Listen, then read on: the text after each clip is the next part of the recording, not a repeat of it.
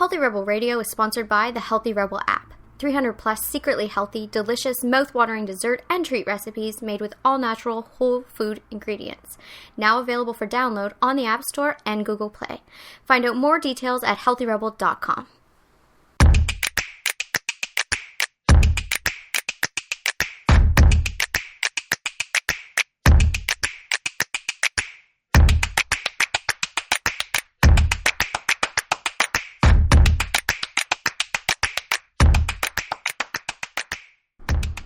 Welcome to Healthy Rebel Radio. I'm your host, Dr. David Dizer. I'm here with my DAMY Healthy Rebel co-founder, Amy Lane. Good morning. Good morning. Just a few quick health and wellness stories to review today. I want to start, before we get into our major topic for the day, I want to start with this new event that's happening in South Korea. It's so cool. I mean, this is bringing out my hipster side like insane. Okay. It's a competition for doing nothing. I don't know. So you go to a field. It started as an art project in 2014, and now they're doing this annual event where you go to a field and you sit there and you have to stare forward, and you can't have any devices, and you can't fall asleep, and you can't talk to other people, and you just have to do nothing for 90 minutes, and they track your heart rate, and the person who has the best heart rate wins. Oh my goodness, this is funny. Isn't that awesome? Yeah. It's pretty crazy. Huh. So they're going to be expanding. They're moving on to Beijing. They're going to have this. They're trying to make it into this real event. And the person who won it this year is a rapper from South Korea, and he took it very seriously and practiced at home and tracked his heart rate. The person with the most stable heart rate. Huh. The most chill. I like it. Yeah, it's a great idea. Yeah. Anyhow. Speaking of, the other day speaking of heart rate, the other day, while we were watching Game of Thrones, David had his hand on my foot, and then he's like, oh my gosh. And then he checked my pulse at my ankle, and my heart rate was up from watching Game of Thrones. It was way up. Really had you going. Yeah. Yeah. Yeah. That's so funny. It's a good workout. Yeah. Yeah. Well, the main topic for today, and we should really just jump right into it, is something we've been talking about for quite a while, but I don't think we've done a full show on it yet. How to have a treat when you're on a weight loss journey. How to have a treat and still lose weight. Or how to have a treat and not gain weight. Or how to have a treat and not run into like a binge cycle. Mm-hmm. Those are the things that, come up often and that I'm interested in. So, there's a few layers to this, and there's a few different things that have to be said. So, I think one of the main things right away is you have to, especially if you're coming from an unhealthy eating pattern, you have to surrender to the fact that your treats are no longer going to be the same. If you're coming from eating McDonald's and you want to be healthy and be lean and be fit and have, great brain function and feel vibrant and sexy and have beautiful skin and feel light and feel in tune with the world and grounded, you gotta quit that. You're never gonna have McDonald's again. And so it's not really included. It's just, you have to shift your perception. If you're coming from real junk food, you have to shift your perception of what your treats are now going to be. And that's why when, I started this journey and what continues on with the blog and when I provide so much free content for people, I love eating. I love food. I love treats. But right away I understood that I could no longer turn to the things that I used to turn to. And as it progressed down the road, I no longer wanted those things because they weren't food to me anymore. They were just toxic junk. So what I've done for years and what I do is I take those flavors that I enjoyed from those things and I make them into treats that are made of whole natural ingredients. So they're still treats, the recipes that are on the blog that are labeled as treats. They're still desserts. They're still a once a week normal portion size thing. But they don't make you retain water. They don't make you feel bloated and disgusting. They don't make the scale jump to all different levels. They don't make your hormones go insane. Your digestion knows what to do with real food. You actually are pulling nutrients from that type of treat, and you can move on and still stay in tune with your goals. They definitely don't have saturated or trans fats. No. They're all plant-based. Yes, exactly. So, there's no weird hidden shortenings and food colorings and just the junk that is, just the insanity that is in, added sugars and salts and just gross things that we shouldn't even be consuming. So right away, you have to shift your perception of what a treat is for you. You know, the next thing is you have to shift your perception of how much quantity of a treat. If you're coming from overeating, or if you're eating too much, or if you come from binge eating, you have to understand that a weekly treat now means you have a one-time event, one portion thing once per week. So if it's, you know, you pick wine with your girlfriends, you exercise that day, you drink all your water, you eat every healthy meal on plan, and then you have wine with your girlfriends. That's it. You know, it's not you have wine with your girlfriends, then you have nachos, then you have chocolate cake, then you have Kahlua for dessert, then you have... It just isn't. You gotta let go of that. There's no such thing. And, you know, one thing that used to come up for me all the time is, you know, I'd turn to the friend with the high metabolism. Well, she can do this. Well, you know what? Life isn't fair. It just... It isn't. Like... Okay, I didn't know that's the way you were going with it. Well, once you become an adult, you have to understand life isn't fair. You know, I grew up with people that grew up in multi-million-dollar homes. I grew up with people that were genetically looked like supermodels. Like, it happens. Life isn't fair. So you gotta let go of the whiny, well, why don't I? You don't. So get over it and do what you have to do to be healthy, happy, lean, whatever you have to do.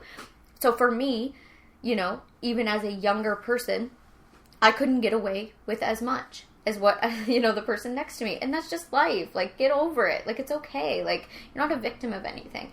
Like, no one's living a great life because they can eat more McDonald's than the next person. It's a really silly thought process that we get looped into.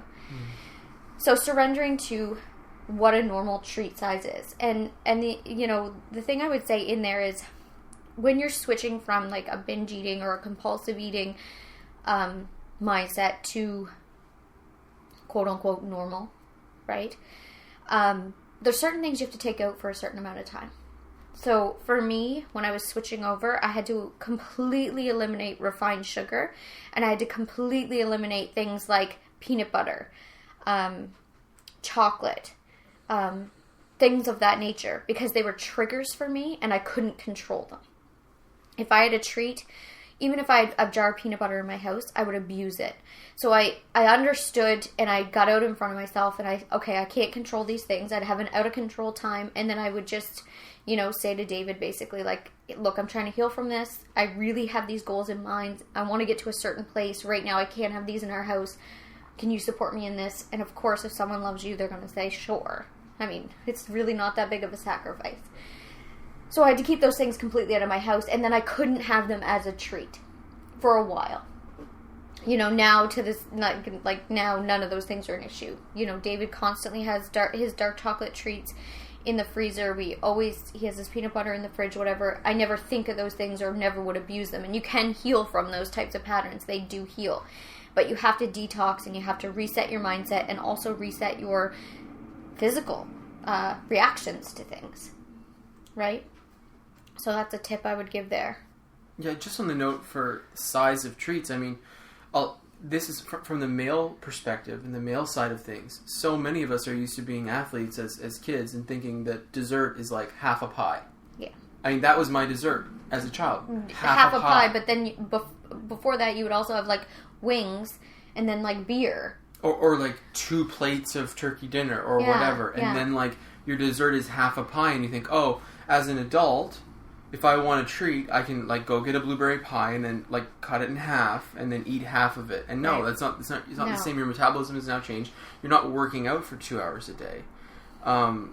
And even if you were, because of the changes in your metabolism as you age, it still wouldn't work. And that's the other thing we have to get over. The whole like, oh, I used to be able to eat anything I want. Yeah, but now you can't. Yeah, there's another one. Gosh, we should add these to the thought pattern ones. I mean, because they're ones that you hear all the time, and then people get into conversations about them, and then everyone acts like they're a victim of aging. Like, you know, if you're here and you get the chance to age, you are privileged. It is a gift that is denied to many.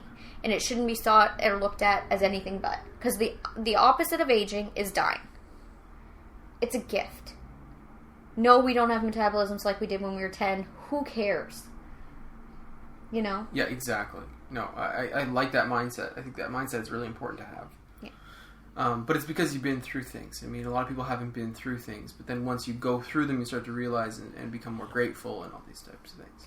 Well, and that's why, coming at weight loss from what you grasp onto instead of the actual weight loss is being healthy, being your optimal self. Grasping onto that gives you those deep roots of appreciation, and then you start to understand on a different level. Like, it's one thing to say it, it's another thing to get it. Yeah. On a cellular, like, in my soul, right? Like, I'm here to honor this container. Definitely. I'm here to make the best of this container. I'm not here to suffer. I'm not here to complain about silly, trivial things. I'm here to be optimal. Like, that's how you get that. Right. So you always lay your foundation in the health. Yeah. Superficial stuff will come. Oh, exactly. It's all good. It's all good. I mean, so far what we have is size of treat, making that conscious change. Choice of treat. Like, sometimes you have to avoid your triggers for quite a while. I mean, that's a foundation. And there's some things you can never go back to. For You some shouldn't. people. I For mean, some you people, should. for sure. I just don't see it. I've never met a glowing, beautiful, fit person that loves their body, loves the environment, is totally in the zone, and then they once a week get McDonald's. I just haven't met that person. No, me neither. And they may exist, but I haven't met one. Either have I. Yeah. I just haven't met them. So, it just, because it doesn't make sense. Mm-hmm. It doesn't, like, one of the things with the human condition that I found that is, if you're out of alignment, you're off, and that's when you get into trouble. So, for me, like, it's constantly dropping in and being like, okay, these are the things I believe. I believe in helping the environment. I believe in, not harming animals. I believe in living a cruelty-free lifestyle. I believe in optimizing my health, whatever. So if I'm doing something, like, say I go to McDonald's once a week, that's not in tune or congruent with any of those goals. So it throws off my alignment. Every week.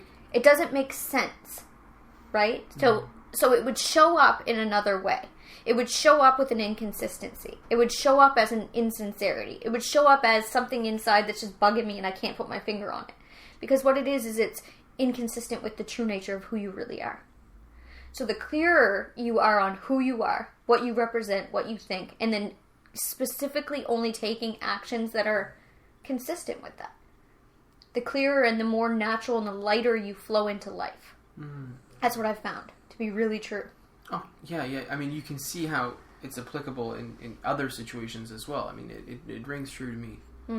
I mean, it's not a coincidence. Obviously, there is a hormonal reaction, but it's not a coincidence that, you have a bad day, then you turn to a bucket of dairy ice cream, you overeat, and then you're nasty to everyone, including yourself.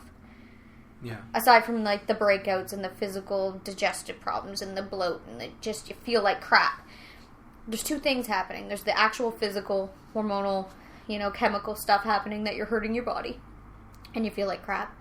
But you feel like crap because you're hurting yourself. You feel like crap because you're not aligned. You feel like crap because you're doing something that isn't congruent or isn't in alignment with what you really want to be or what you want to be doing. So that hurts on a spiritual level. And that puts a tick in there. That puts, like, the thing that you can't put your finger on, there's something wrong. It's not right. I don't feel like I'm living my optimal life. And then that brings anxiety, and then that brings more problems, and then that brings more binge eating and that type of stuff. So getting really clear, like checking in with yourself and being clear. It sounds really trivial, like, about treats, but it's not. It's a piece of a much bigger puzzle. And if you just fix those what seem like really small, really things in your life, they breed so much good. They build. Every time you make one of these choices for yourself, it builds on itself. And talking about making those choices, I mean, one thing I've heard you share with people over and over and over when they're starting to get going on a program or a change of lifestyle is the planning, is the event type organization of a treat. Well, a lot of people aren't used to this. They're used to, okay, every night after supper, what I do is this. So the reason I say this is because a lot of people will, when we're on this journey, will come up with but once a week I have a business meeting, or once a week I watch this with my girlfriends, or once a week I have family dinner, whatever. so I can never reach my goal. Well, no. You just don't have a treat all week, and then if your mother makes the best apple pie on earth, and you can't live without it, and you know on Sunday she's making that apple pie, then you work your tush off all week, you do what you gotta do, you eat on plan perfectly, and then you do not have a treat on purpose because you're gonna have that apple pie. And when you have that apple pie, you sit down, and you enjoy it, and you savor every bite of it, and you be grateful for it. You know, one saying that I really, really like is basically, if you're going to have a treat and you know you're going to enjoy it, have it. If you're going to have a treat and you think about it ahead and the idea of it like makes you feel guilty and sick, don't have it. Skip it. Check in with yourself. Do that thing with yourself. You know, if you're thinking, oh, I'm going to have this later this week, whatever, and it brings you like, oh, that's going to be satisfying. I'm going to feel so good after. I'm going to just like, oh yeah, I'm so looking forward to this. You go me. Have it. If the thoughts that come up for you are, God, I'm going to feel so bloated after, and then like, what's the point? I'm probably going to break out, and oh, my PMS is going to be like not as good, like worse this month, and like, ugh. Don't have it. Have it and enjoy it, or if your guilt comes up, don't. End of story. Because the guilt also, like, it's a waste of time. You know, if you're going to have a treat, like, at least make your digestion in a happy place. Because if you're feeling guilty and remorse and whatever, your digestion's going to be thrown off and the effects are going to actually be worse. Mm-hmm. It's true. And there's a few different ways of looking at this. When we like promoting that once a week you should be able to have something outside your program. I mean, on our program, basically, when I do it through the medically supervised version in my clinic, I want people to be able to have a bigger portion size at an event. I want people to have... this isn't about restriction, but it's also about you can't binge. Like, because a lot of people start to think that, like, binging is a treat. It's not. It's abuse. It is, yeah. It's an unhealthy, abusive behavior. And this is, to me, nobody's fault. It's the culture we were raised in. It is, yeah. A few extra 100 calories once in a while can be extremely helpful for healing and so that you can have extra energy to do more and be more. There's nothing wrong with it. But when some people take that as, oh, I got a cheat day. Yeah, then they literally negate everything they did the whole week. Yeah. It's gone. A cheat day is not a thing. It's not a thing. It's not a thing. In healthy lifestyles, I know there's lots of programs out there where cheat day is like a bodybuilder man thing. It is. And I'm not saying that's necessarily healthy. No, it's most likely not. It's not great for blood sugar regulation. It doesn't affect their physical physique very much because of the amount of calories they can consume anyways. It doesn't really matter. It's just not a way to live. It's not healthy. Going off the rails for a day, eating junk food. I mean, it's just not.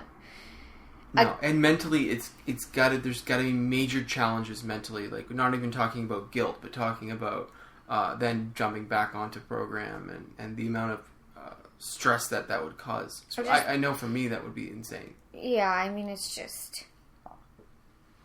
like having a Ferrari and then treating it properly, and then all of a sudden every Sunday just throwing gas or sugar and vodka and burgers into the tank and being like, it's okay, I can handle it. Yeah. It just doesn't make sense. It's just silly.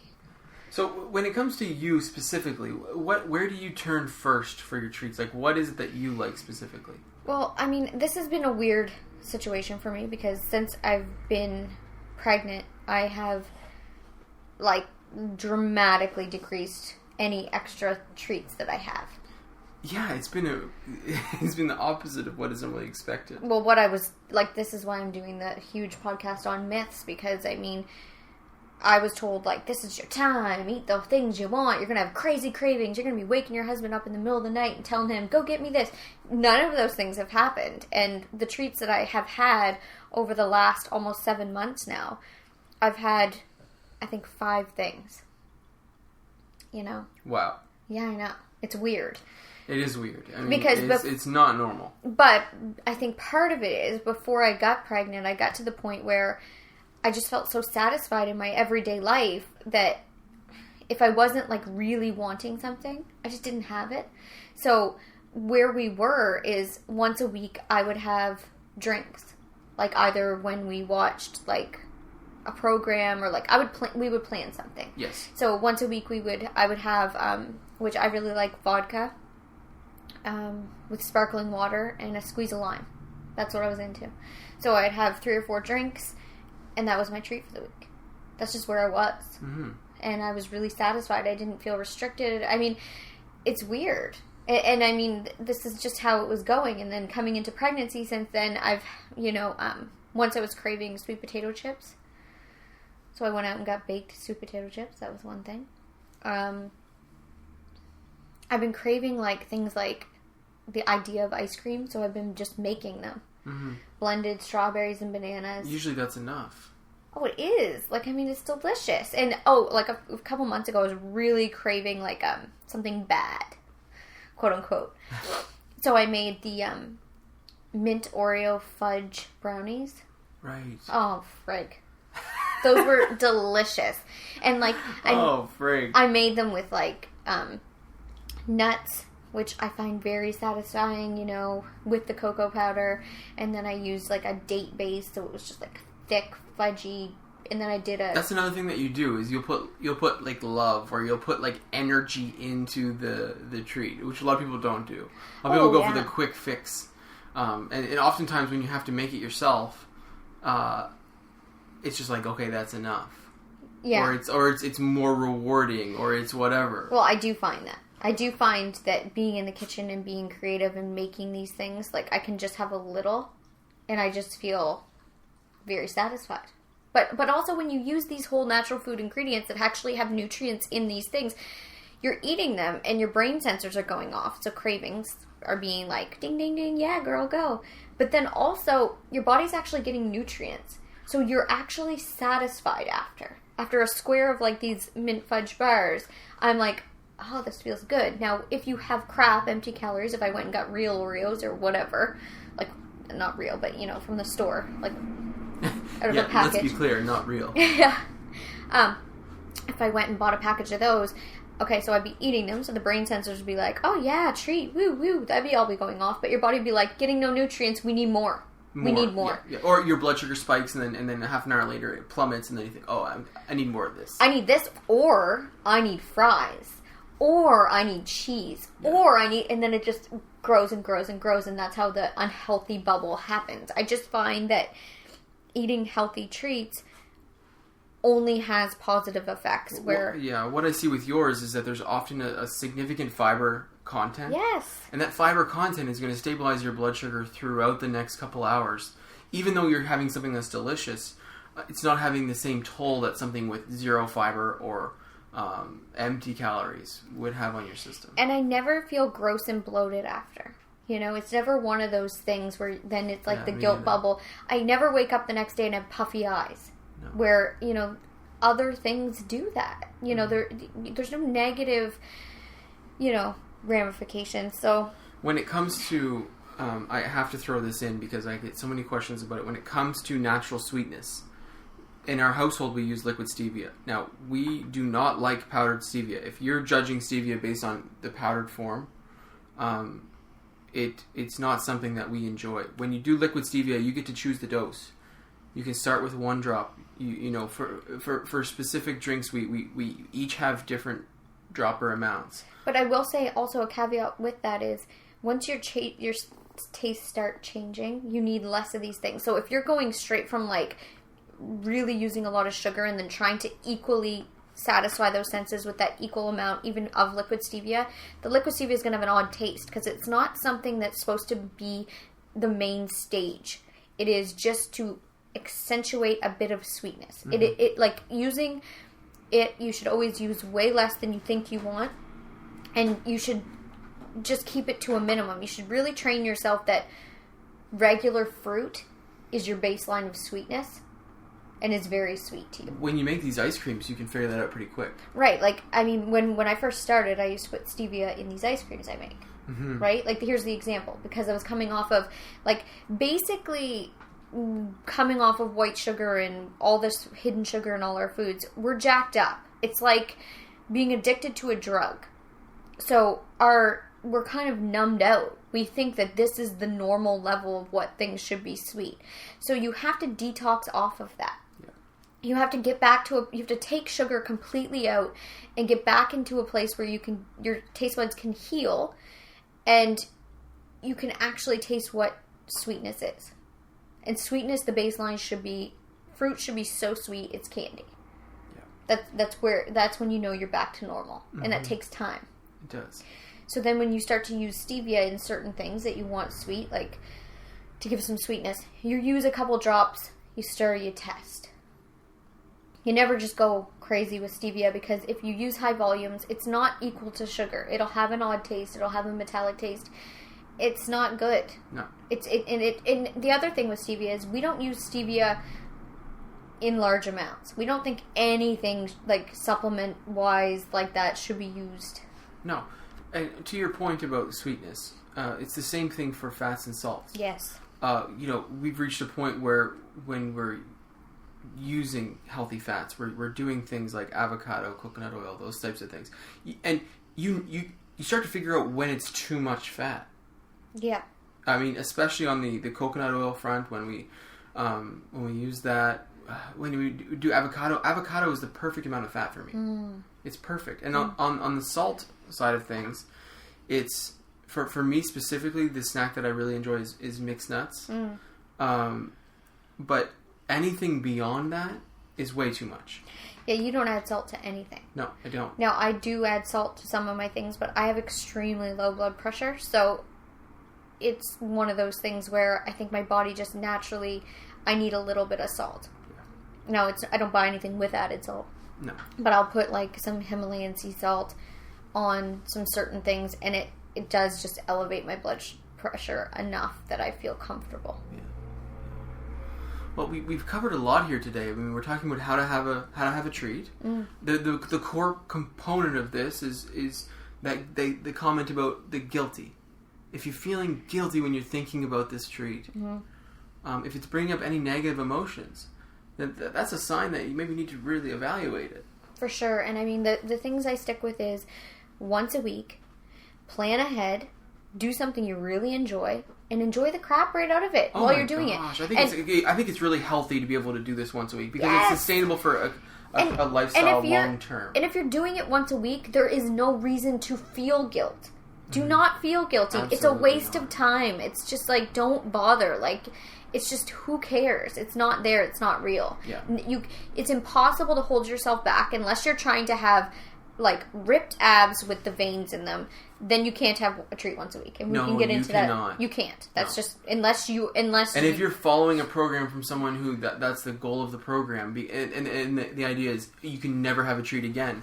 Yeah, that's true.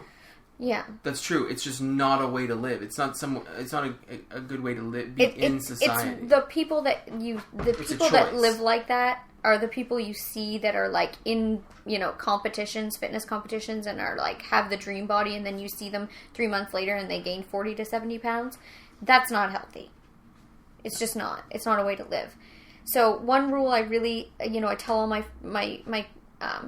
clients to stick with, and I say it to myself, it's either like the one thing you pick a week, it's either from the dessert category, it's either from the drinks category, or it's either from like the big savory meal category. It's one of those. Exactly. Not all of them. Yeah. So that's just life. So decide what you want this week and then go for it. I love it. That's Healthy Rebel Radio for today. Thank you so much for listening, and have a great day. See you.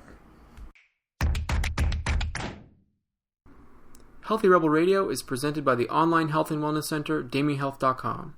Since 2009, Amy Lane has successfully coached thousands of women through her signature program, the Bikini Body Program. Join today to work exclusively with Amy to unveil your greatest yet to be from the inside out. Go to DAMYhealth.com for more information. Thank you for listening to Healthy Rebel Radio. Please connect with us on our community pages on Facebook, Pinterest, and Instagram, all at the handle @DamyHealth. For weekly recipes, articles, and all our episodes straight to your inbox, join our newsletter at DamyHealth.com. You can find all the links discussed in today's episode in the show notes. Thank you for joining us, and see you tomorrow.